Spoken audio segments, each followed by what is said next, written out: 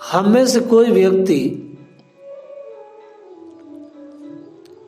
केवल तप करे, यज्ञ करे, वैदिक कर्म करे, अन्न आदि का दान दे, अतिथि सेवा करे, दीन सेवा करे, गृहस्थोचित धर्मानुष्ठान और वेदाध्ययन भी करे, सूर्य की उपासना करे, जल की उपासना करे, और भी बहुत सारे साधन करे, लेकिन वैदिक साहित्य कहता है कि उसको तत्व ज्ञान नहीं मिलेगा। इतना सारा कुछ करने के बाद भी तत्व ज्ञान नहीं मिलेगा। इसलिए कबीर जी ने कहा, पोथी पढ़ी पढ़ी पंडित भयो न कोई, और 2.5 आखर प्रेम के पढ़े सो पंडित होए। तो फिर पूछा कि कैसे फिर वो तत्व ज्ञान मिलेगा, तो कहते महद पाद रजो अभिषेकम। जो भगवान के दीवाने हैं, जो भगवान में लगे हैं, मतिम सतिम यचति वासुदेव, जो भगवान के उपासक है, जिनकी भक्ति सिद्ध आ गई है, उनके पद रजो में के अभिषेक में जब तक आदमी अपने को न निलाएगा तब तक उसको तत्व नहीं मिलेगा। इसलिए रहुगण तुम तत्व की बात करते हो। तत्व प्राप्त करने के लिए भाषण नहीं चाहिए, तत्व के लिए महद पाद रजो अभिषेकम। इसलिए बड़े बड़े राजा विरक्त महात्माओं के मठों में शौचालय साफ करते दिखाई देते हैं, बर्तन मांजते दिखाई देते हैं, कुंजों की सेवा करते दिखाई देते हैं। बोले गुरुजी ने क्या दे? बोले सेवा दे रखी है। समझ रहे हो? तस्मन रोज संग सुसंग जाता।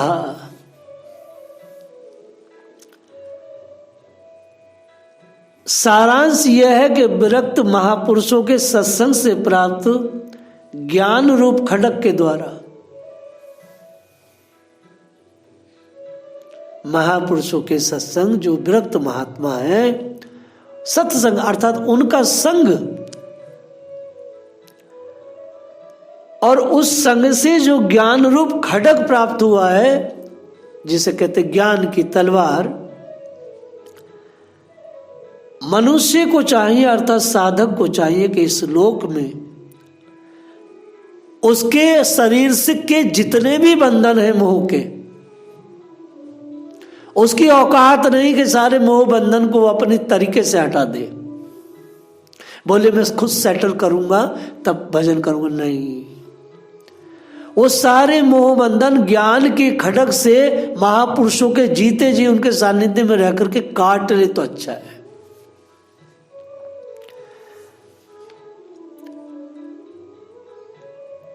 नहीं तो वो और संसार में कोई क्रिया है ही नहीं जिससे वो संसार के मोह बंधन कट जाए। इसलिए गोसाई जी ने मानस में कहा, सबकी ममता ताग बटोरी। जितनी भी ममताएं थी, अब मेरी ममता तो राम जी में है।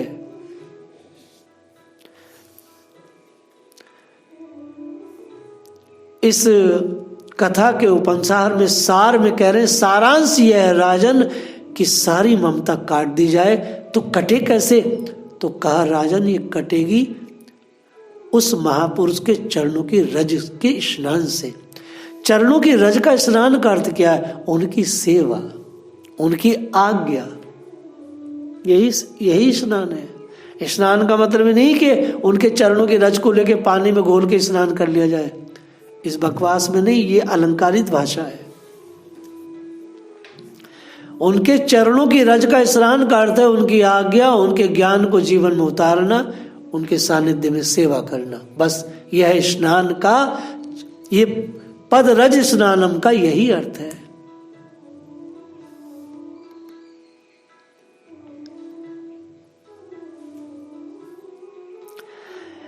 इतना सब कुछ जब हो गया, जब मिल गई चीज,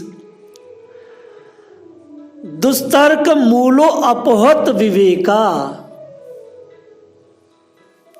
जब तक व्यक्ति किसी तत्वज्ञानी कामिल मुर्शिद गुरु के पास नहीं जाता तब तक उसको ये स्थिति नहीं रहती। और इससे राजा ने एक बात कही, दुस्तर्क मूलो अपहृत अविवेका, हे महाराज भरत, हे महामुनि भरत, दुस्तर्क मूलो अपहृत विवेका, आपने 2 घड़ी जो मुझे सत्संग दिया, सिर्फ 2 घड़ी सत्संग हुआ था, मात्र 80-85 मिनट। इस 2 घड़ी के सत्संग में महाराज कुतर्क मूलक जो अज्ञान था मेरा, जो लगातार मैं कुतर्क करता था, देखिए आप लोग कुतर्क करते हैं ज्ञान के रूप में, और जया किशोरी तो हमेशा कुतर्क में ही रहती है। तो कहता दुस्तर्क मूलो अपहत विवेका, महाराज जी मेरा जो कुतर्क मूलक अज्ञान था वह आपकी सेवा से, आपके प्रति जो आघात श्रद्धा हुई है उससे वो नष्ट हो गया।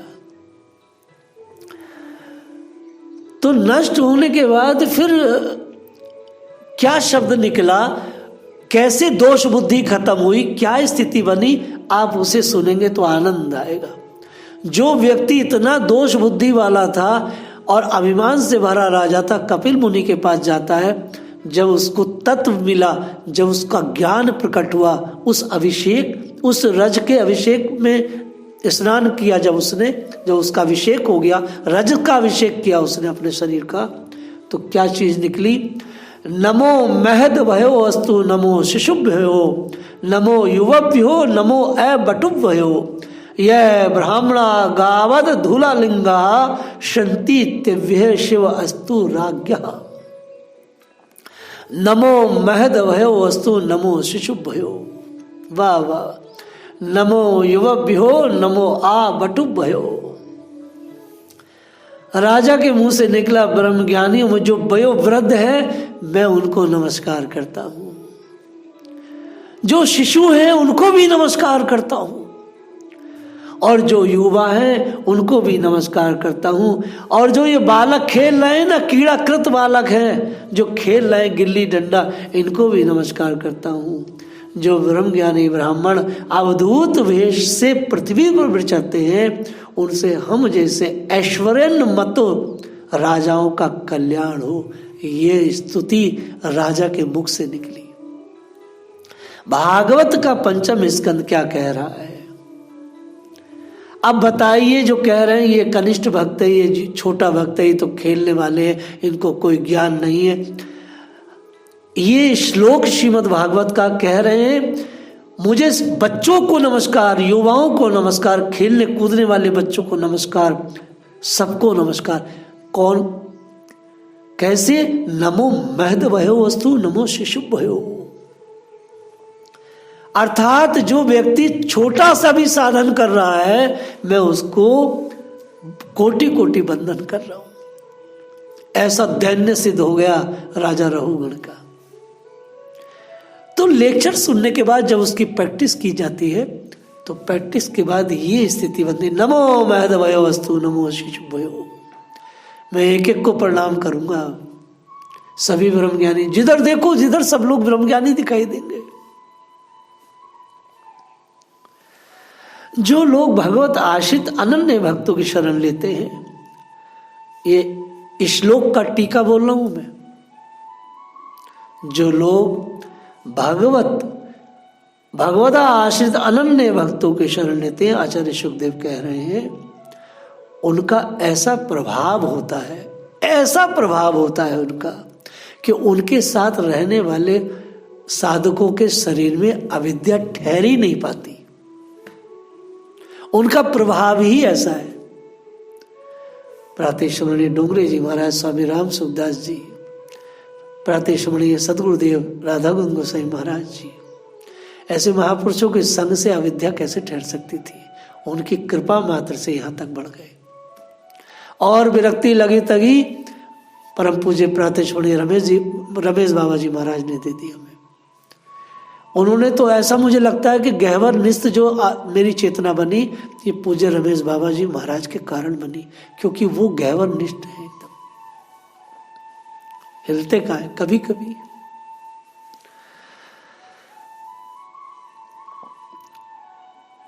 देहाभिमानी जो जीव है,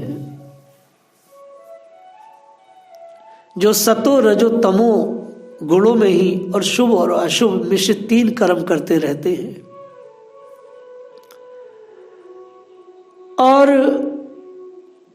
देहाभिमानियों की एक और स्थिति होती है, इनके गुणों के अनुसार जो इनसे कर्म बनते हैं, मतलब जो ये कार्य करते हैं,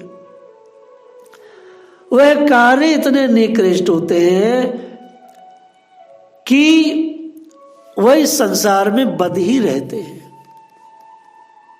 वो निकल नहीं पाते।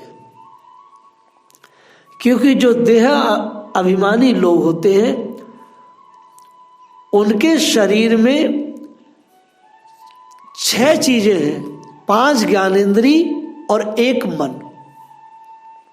तो 5 ज्ञानेंद्री और 1 मन, ये जो 6 द्वार हैं, ये विवश होकर के इनके ही अंडर में रह करके भयंकर से भयंकर पाप करते जाते हैं, क्योंकि इनमें से बच नहीं सकते वो जो देह अभिमानी है। देह अभिमानी ना आँख के पाप से बच सकता, ना कानों के, ना नसिका के, ना जीवा के, ना गुदा के, ना उपस्थ के। और छठा है मन। देह अभिमानी व्यक्ति कभी नहीं बच पाते, इसलिए भटकते हैं, कष्ट में रहते हैं। भटकते कहाँ हैं? भटकते हैं संसार के वन में। ये संसार क्या एक वन जैसा है। और जैसे बंजारे भटकते हैं ना, जैसे बंजारे भटकते हैं, छोटे छोटे व्यापार करते हैं। अब तो बंजारे नहीं रह गए हैं, अब तो सभी लोग बंजारे जैसे हो गए। माया की प्रेरणा से लगातार इस दुर्गम वन में भटकते रहते हैं। देह अभिमानी व्यक्ति अपने किए हुए शरीर के से जो कर्म फल है उनको भोगने के लिए वो बाधित है। लेकिन एक चीज बहुत सुंदर है,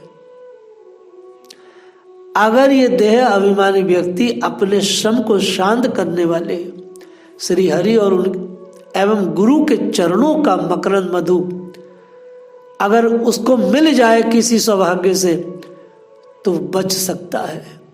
नहीं तो 6 इंद्रियां इन देह अभिमानियों को इनके कर्मों के अनुसार डाकू की तरह लूटती रहती है। 6 डाकू हैं, 1 मन और 5 ज्ञानेंद्रिय। और सारी दुनिया का जितना भी पाप है इन 6 लोगों के कारण है। 5 ज्ञानेंद्रिय और 1 छठा मन।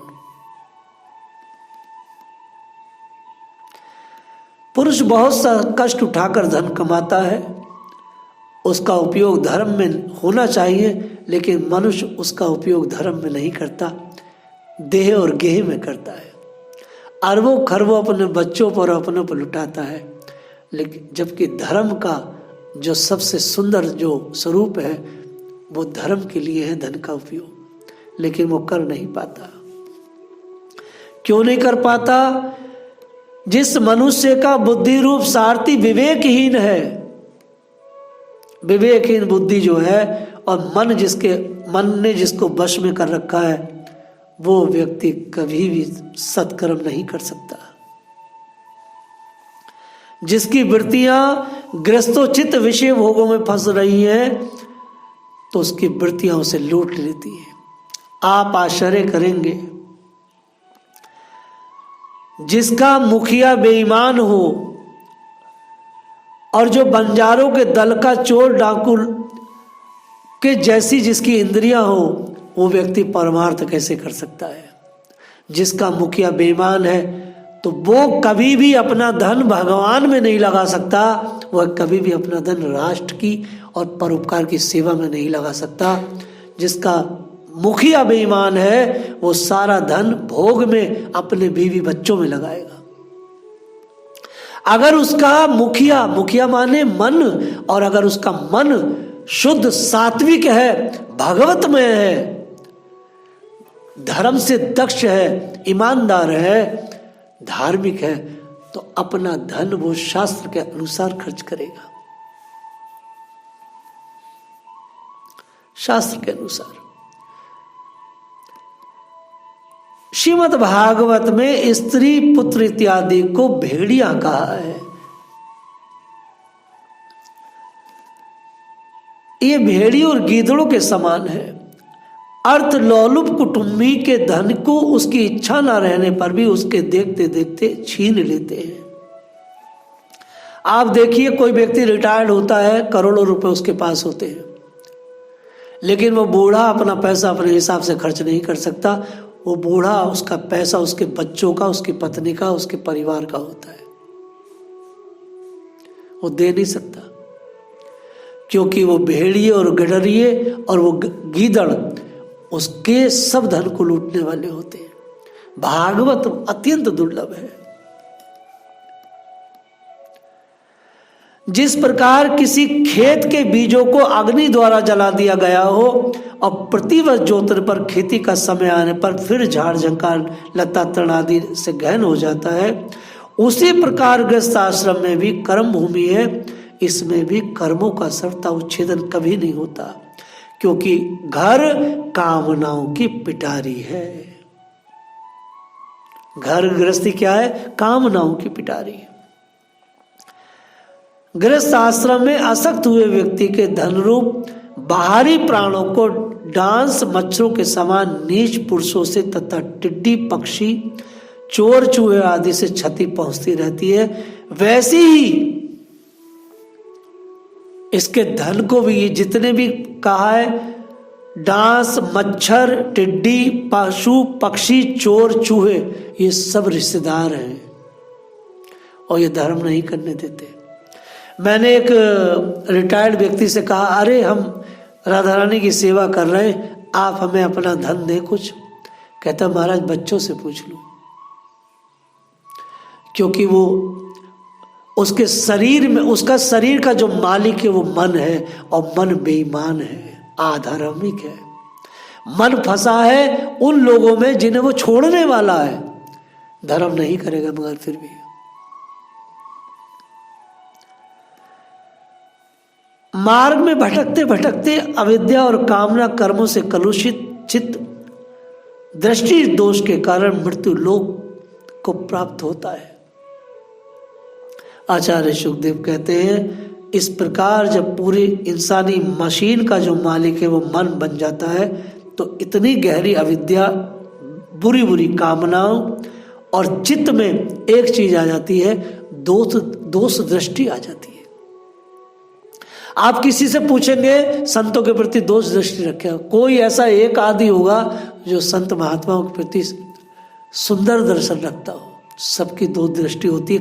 कारण चित्त जो है वो स्त्री में लगा है, पुत्री में लगा है, पुत्र में लगा है, इसके कारण चित्त में दोष है। इसलिए बार बार कहा गया, सबकी ममता त्याग बटोरी।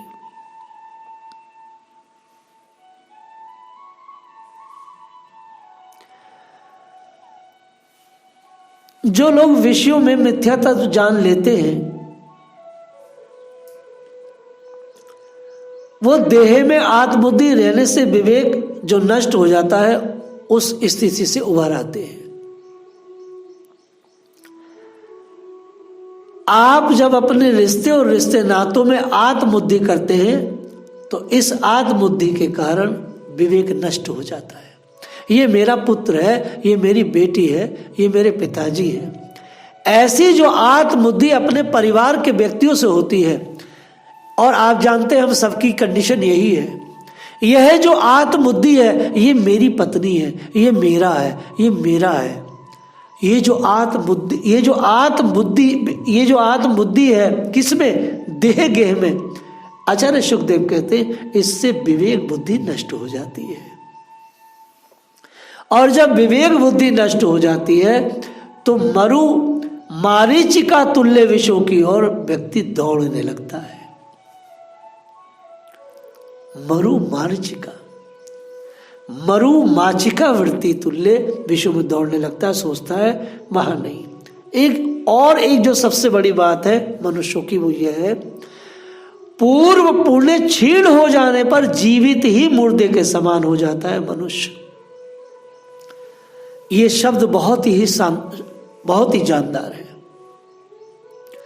आप किसी व्यक्ति को सामने बिठा के तत्व ज्ञान पर चर्चा करें, ध्यान से आप सुने, अगर उसका पूर्व का पुण्य क्षीण है, इतना क्षीण हो चुका है, इतना क्षीण कि अब उसके पास कुछ नहीं बचा है, तो पूर्व क्षीण होने के कारण वो व्यक्ति जिंदा तो है, लेकिन आचार्य शुकदेव कह रहे हैं जीवित मुर्दे के समान हो जाता है।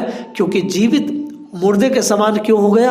अब उसके पास पुण्य नहीं है वह तत्व को स्वीकार करने के लिए और उस तत्व पर चलने के लिए। तत्व आपके अंदर कब आएगा? जब पुण्य है। तत्व आपके अंदर आ गया तो चलेंगी कब? जब आपके पास सामर्थ्य हो पूर्व के पुण्यों की।